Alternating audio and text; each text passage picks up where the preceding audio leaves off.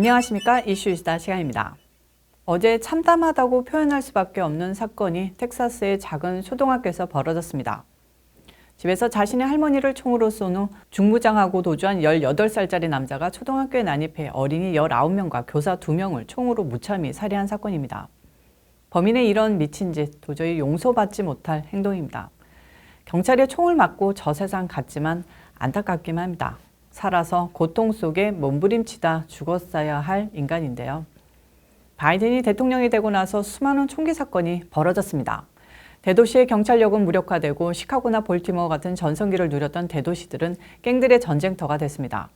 이런 상황에서 벌어진 이번 롭 초등학교 총기 난사 사건, 바이든은 울분에 찬 모습으로 또 총기 규제를 밀어붙이려 하고 있고 민주당 정치인들과 언론, 유명인들도 격양돼 눈물 흘리며 미국이 어쩌다 이렇게 됐냐, 우리가 언제까지나 이런 소식 들으며 다 함께 기도하자, 이렇게 서로 보듬기만 해야 하냐 하고 있습니다.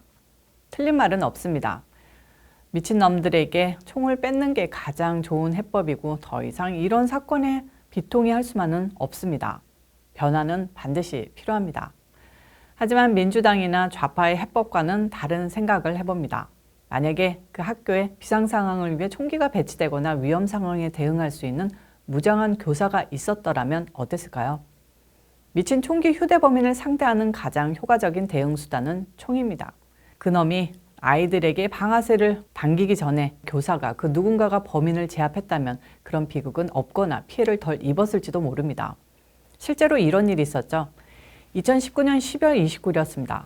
이번 사건이 발생한 텍사스 포트워스 북서부 화이트 세틀먼트 소재 웨스트 프리웨이 교회에서 총격 사건이 발생해 2명이 사망하고 1명이 부상당했습니다. 범인은 긴 외투 속에 감춰둔 엽총을 꺼내 갑자기 대화를 나누던 관계자에게 총격을 가했는데요. 초총성이 울린 뒤 약 4초간 총 3발의 총성이 예배당에 울려 퍼졌습니다. 교회 신도들은 갑작스러운 총소리에 비명을 지르며 탁자 아래로 몸을 숨겼는데요. 총격을 받은 교회 관계자와 옆에 있던 남성이 쓰러짐과 동시에 화면 왼쪽 한 신도가 용의자를 향해 권총을 쐈고 총을 맞은 용의자는 그 자리에 쓰러져 죽었습니다. 이어 교회 곳곳에 있던 총을 든 신도들이 상황을 수습하기 위해 용의자가 쓰러진 쪽으로 달려왔고 신도들은 하나둘 일어나 교회 밖으로 대피했습니다. 관계자들은 당시 재빠른 대응이 없었더라면 범인이 교회 신도들에 대해 총기 난사하며 대량 살상 사건이 벌어졌을 것이라고 말합니다. 총으로 총을 제압한 가장 확실한 예입니다. 어제 바이든은 계속 벌어지는 총기 난사에 대응해 18살짜리가 총기를 살 수 있는 현행법을 고쳐 21살로 올려야 한다고 역설했는데요. 코미디합니까? 총기법 백날 수정해봤자 이미 미국에 나돌고 있는 총기가 수억 정이고 총기 암시장에 나돌고 일련 번호도 없이 살 수 있는 총기가 수백만 정, 수천만 정입니다. 바이든이나 민주당의 제안에 NRA나 보수 우파가 전적으로 반대하는 이유는 총기 휴대가 미국의 독립을 이룩한 독립의 원동력이자 헌법에 보장된 미국인의 권리이기도 하고요. 민주당과 좌파가 주장하는 총기 규제 조치가 결국에는 총기를 사거나 휴대한 국민들을 잠재적 범죄자로 감시하고 파악하는 소재가 될 뿐 실제로 범죄를 막는 데는 아무런 효과가 없을 것으로 분석하기 때문입니다. 범죄자들이 범죄 저지르려고 총포상 가서 총 사는 경우가 몇이나 있을까요? 그냥 암암리에 사는 게 거의 답니다. 지금 시스템으로도 위험한 놈들은 총 사기 힘듭니다.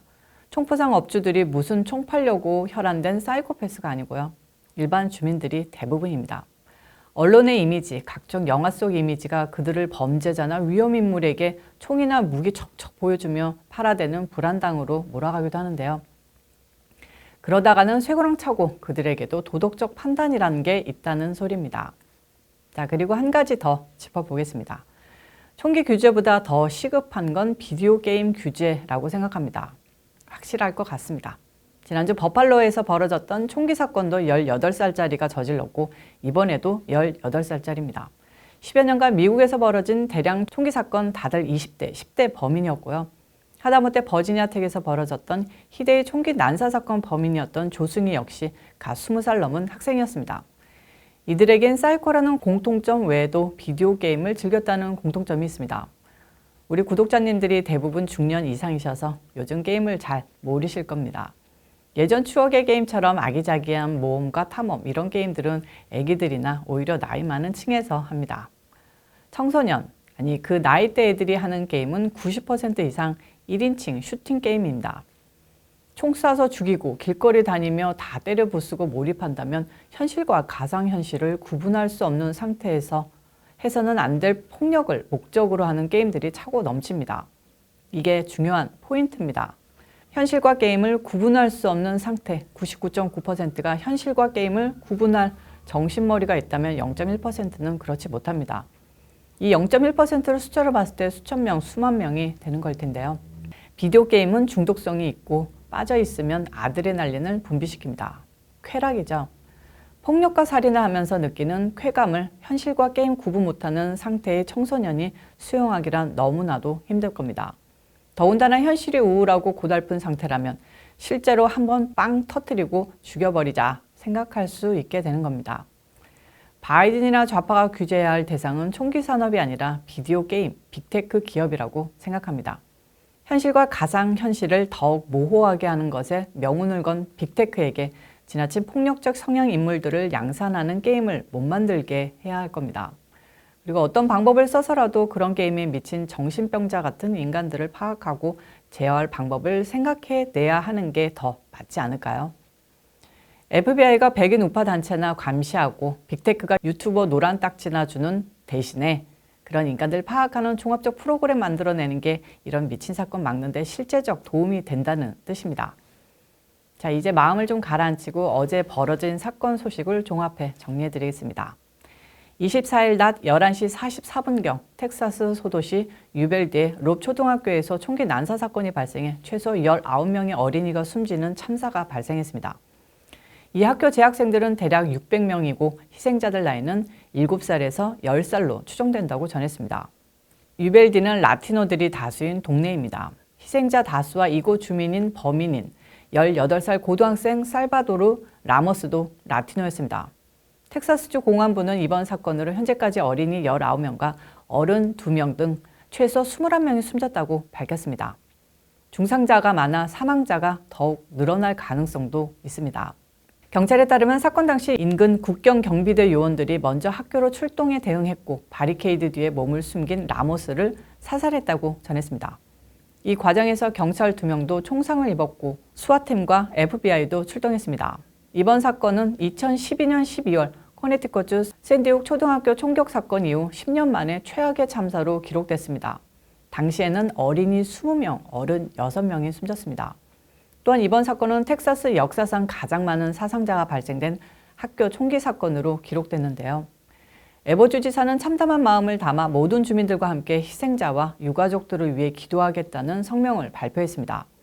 범행 동기는 파악되지 않고 있으나 언론 보도를 종합하면 라모스는 먼저 자신의 할머니에게 총을 쏜 뒤 직접 차를 몰고 달리다가 초등학교 인근 배수로에 빠졌습니다. 이후 차에서 내린 그는 총을 들고 학교로 향했고요. 학교 경비에 재질을 뿌리치고 교실로 쳐들어가 총을 난사했다고 합니다. 공안부는 라모스가 방탄복에 백팩을 맨 차림이었으며 소총과 권총으로 무장한 것으로 보인다고 밝혔습니다. 그가 원래부터 롭 초등학교를 타겟으로 했는지는 아직까지 파악되지 않고 있습니다. 한편 범인 라모스가 어머니, 할머니와 함께 살았으며 학교에서는 심한 괴롭힘을 당했다는 증언도 나왔습니다. 친구인 샌토스 발데스 주니어는 워싱턴 포스트에 라모스가 최근 이상 행동을 보였다고 밝혔는데요. 한마디로 지난 버팔로 사건처럼 막을 수 있었던 사건이란 뜻입니다. 신문에 따르면 라모스는 자신의 얼굴을 자해하고 장난감 비비총으로 사람들을 쐈으며 검은색 옷과 군화를 신고서 소셜미디어에 소총 사진을 올리기도 했다고 전했습니다. 이해가 되시죠? 목격자들과 희생자 가족들은 사건 당시 총알이 마구 교실 안으로 날아들면서 유리창이 깨졌고 곳곳에서 총에 맞은 아이들이 피를 흘렸다고 전했습니다. 깨진 창문을 통해 필사의 탈출을 한 학생도 있었지만 무차별 총격에 끝내 희생된 아이들이 잇따랐습니다. 라모스는 45분 동안 교실에서 바리케이드를 치고 경찰과 대치한 것으로 전해졌는데요. 사건 현장에서 대피한 아이들은 손으로 귀를 막고 소리를 지르는 등 현재까지도 공포와 충격에서 벗어나지 못한 모습을 보이고 있다고 합니다. 오늘은 텍사스의 비극, 참담한 그 자체라고 할 수 있는 롭 초등학교 총기 난사 사건에 대해 전해드렸습니다. 후속 보도가 나오면 또 전해드리겠습니다. 마지막으로 한마디 덧붙이자면 민주당은 사흘 후로 예정된 NRA, 그러니까 전국 총기협회 총회의를 타겟으로 삼을 것 같습니다. 이번 행사는 텍사스에서 열리며 대통령과 에벗 주지사, 플로리다 드산티스 주지사 등 트럼프파 정치인들이 대거 참석하는데요. 민주당은 이번 사건을 정치적으로 이용해 보수 우파를 공격할 소재로 삼을 듯합니다. 제가 앞서 말한 것처럼 총기 규제가 아니라 민주당의 돈줄인 빅테크, 거대 게임 재벌들에 대한 게임 산업 규제가 미국의 총기 난사 사건을 막는 가장 큰 방법이라는 공감대가 형성됐으면 하는 바람입니다. 오늘 이슈 이슈다는 여기까지입니다. 시청해주셔서 감사합니다. 오늘도 변함없이 좋아요, 구독, 알림 설정까지 꾹꾹꾹 눌러주시기 바랍니다. 저는 또 다음 영상에서 찾아오도록 하겠습니다. 바이.